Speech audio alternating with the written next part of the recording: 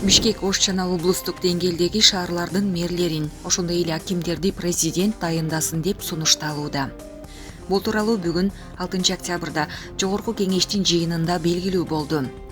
Жыйында жергиликтүү мамлекеттик администрация жөнүндө жана жергиликтүү өз алдынча башкаруу жөнүндө мыйзам долбоорлору экинчи окууда каралган.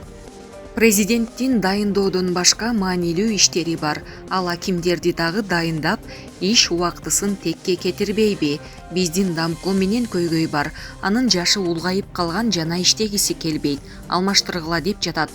Мен аны күтүп турууну суранып жатам. Себеби жакында президент дамкомдорду дагы дайындап баштайт, деди депутат Евгения Строкова.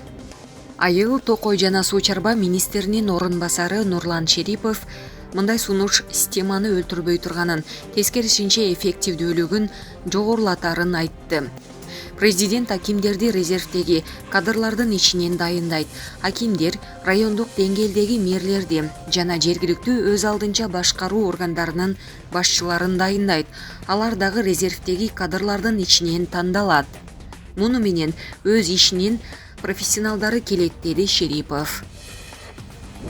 Ош шаардык ички иштер башкармалыгынын кызматкерлери алдамчылык факты боюнча кылмыш ишин токтотуу үчүн пара талап кылышкан. 4 октябрда УКМК Ош шаардык ички иштер башкармалыгынын ички иликтөө кызматы менен биргеликте жүргүзүлгөн ыкчам тергөө иш-чараларынын жыйынтыгында пара алып жаткан жеринен шаардык ички иштер башкармалыгынын номер 5 шаардык милиция бөлүмүнүн аймактык тескөөчүсү, милициянын лейтенанты кармалды. Мэр, аким, айыл өкмөт башчы өзүнүн туулган жеринде иштей албайт. Долбоор. Демилгечилер туугандык, жердешчилик позиция менен байланбаган адистер кызматка келет деп эсептейт. Жергиликтүү бийликтин укуктары тууралуу мыйзам долбооруна мэр, аким, айыл өкмөт башчысы өзүнүн туулган жеринде иштей албайт деген норма киргизилди. Бул тууралуу айыл, суу чарба жана региондорду өнүктүрүү министринин орун басары Нурлан Шерипов билдирди. Бул чектөө эмес, тескерисинче, башка аймактардан объективдүү көз караш менен келет. Туугандык, жердештилик позициялары же кандайдыр бир милдеттери менен байланбаган, объективдүү мамлекеттик саясатты ишке ашырууга өбөлгө түзгөн демилгелүү кесипкөй адистер келет деген ойдобуз, деди Шерипов. Ошондой эле ал мэр, район жана айыл өкмөт башчысы кадрлардын резерви аркылуу дайындаларын кошумчалады. Айылчы Сарыбаев, өз элиңдин ыйын, муңун көрбөгөн деген не деген эмесиңер. Силердин атыңарды эми немелер деп атабаса болбой калды окшойт. Бул тууралуу экономика илимдеринин доктору Айылчы Сарыбаев билдирди. Жогорку кеңештин жыйынында депутат Абжалиевдин мамлекеттик менчиктер жөнүндө катуу кайгыга батып, муңканганын көрүп алып, бир ой кетти.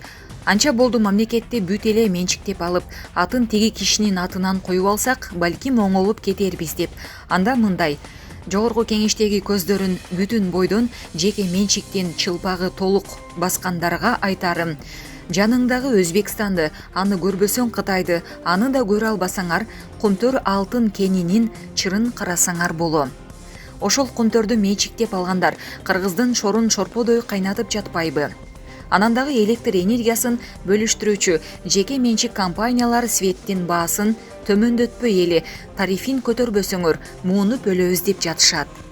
Ал эми жеке менчик нефти магнаттар бензиндин салыгын алып салбасаңар, алар да өрттөнүп өлөбүз же барыңарды бензиндин баасын көтөрүп туруп муунтабыз дешүүдө. Өз агасын агалай албай, бирөөнүн агасын сагалайт деген кеп бар. Өз элиңдин ыйын, муңун көрбөгөн деген не деген эмесиңер. Силердин атыңарды эми немелер деп атабаса болбой калды окшойт. Курсан Асанов анын Алмаз Сарыбаев менен бийликти басып алуу жөнүндө сүйлөштү делген аудио жазылмага техникалык экспертиза жүргүзүлүп, жыйынтыгы чыкканын билдирди. Бүгүн 6 октябрда Кыргызстандын акыйкатчысы Токон Мамытов Бишкек шаарынын убактылуу кармоочу жайына барып, ички иштер министринин мурдагы орун басары Курсан Асанов менен жолукту.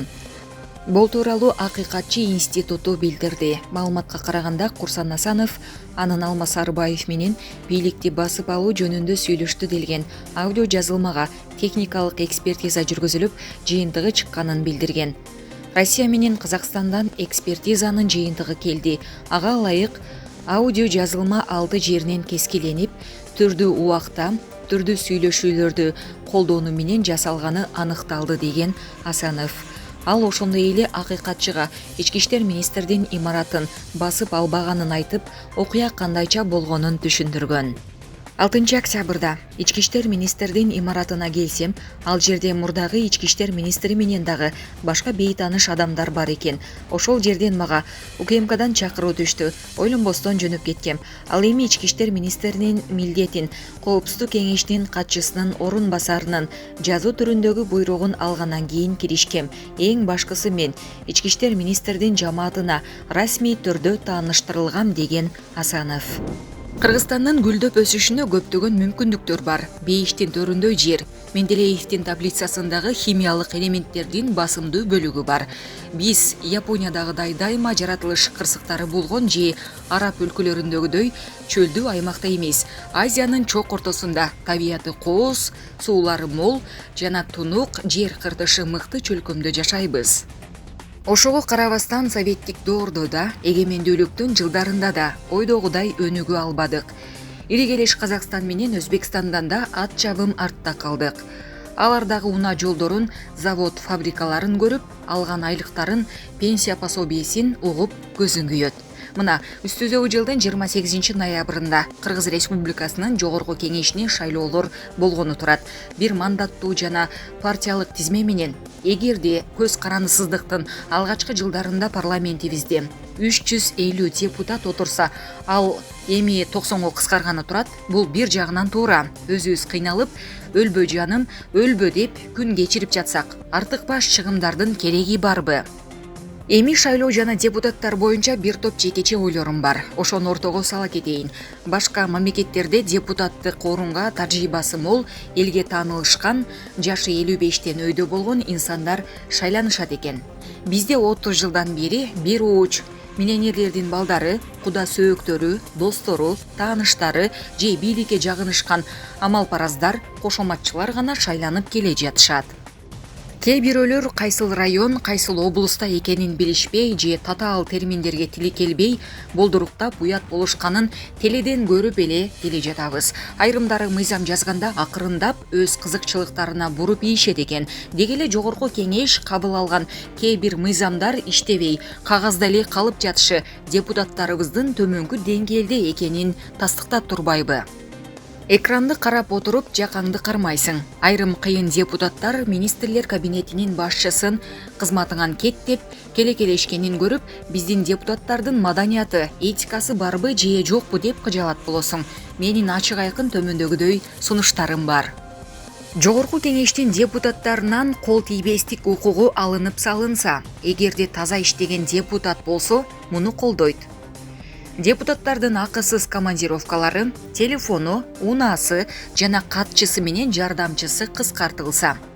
Бишкекте турак жайы бар депутаттарга квартира берилбесе, аларда Европанын парламентарийлериндей, президенти менен министр же мэрлериндей коомдук транспортто жүрүшсө, карапайым калктын көйгөйлөрүн жакындан баамдашар эле. Жогорку кеңештин депутаттары шайлоочулардын алдында квартал, жарым жыл жана жыл сайын наказдардын аткарылышы боюнча отчет берип турушса. Депутаттардын кадр тандоо жана жайгаштыруу маселесине киришүүсүнө тыюу салуу керек. Акыркы мезгилде Кыргызстанда кадрларды тандоо боюнча бир аз жылыштар бар, бирок дагы эле жердешчилик, тууганчылык деген оорудан арыла элекпиз. Мындан кийин райондук, облустук, шаардык деңгээлдеги кадрларды ротациялоону уланта берүү зарыл деп ойлойм. Баткендиктер көлгө, нарындыктар ошко барып иштеп көрүшсө, кыйла пайдалуу болор эле. Муну бийликтин бардык бутактарындагы жетекчилерге кулак кагыш кылып айтууну эп көрдүм. Паяз Кудайкулов, партиялык жана чарбалык ардагер, Кызыл Кыя шаары. Кочкор районуна караштуу Теңдик айылынын тургуну Богорстон Супаев жаратылышта азайып бара жаткан канаттууларды коргоо, көбөйтүү максатында үйүндө кекилик жана кыргоол багып жатат. Аны менен Турмуш басылмасынын аймактык кабарчысы таанышты. Өзүнүн айтымында бул канаттууларды багып калуусуна досу себепкер болгон. Шаарда досумдун үйүнө барсам, кыргоол кеклик бар экен. Сайрагандары сонун угулуп, мен да кызыгып, кыргоолдун 37 жөжөсүн 350 сомдон, кекликтин балапанын 500 сомго сатып алдым. Балапан кезинде баксаң деле колго көнүшү кыйын болот экен. Жемин убагында берип, витаминдерди да берип жаттым. Жаратылышта курт кумурскадан тартып, чоң канаттууларга чейин ар биринин өз миссиясы бар эмеспи? Мындан улам мен канаттууларды сатпайм, сойбойм. Айылдын четиндеги токойго кыргоолдун 20 баш ургачысын, 7 баш эркегин кое бердим. Калгандарын эми кое берем. Жаратылыштык коргоо уюмдары азайып бара жаткан канаттууларды коргоо боюнча атайын долбоор менен иштешем десе, мен даярмын. Анда инкубаторун алып келип, жумурткадан балапан чыгарып алсак болот, дейт Богорстон Супаев.